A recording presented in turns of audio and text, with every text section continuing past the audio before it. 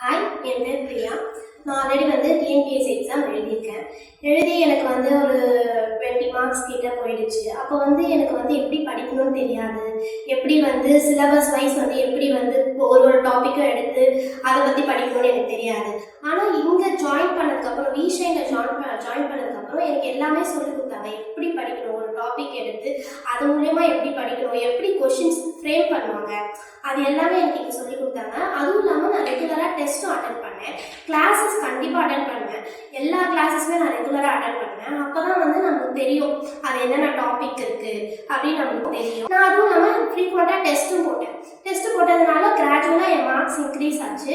இந்த வாட்டி கண்டிப்பாக கிளியர் பண்ணிடுவேன் நம்பிக்கையாக இருக்கேன். எல்லா ஸ்டடி ஹாலுமே நான் யூஸ் பண்ணேன். அதே மாதிரி எப்போவுமே ஸ்டாஃப்ஸும் இருப்பாங்க நம்ம ஏதாவது டவுட் கேட்டால் கிளியர் பண்ணுறதுக்காக.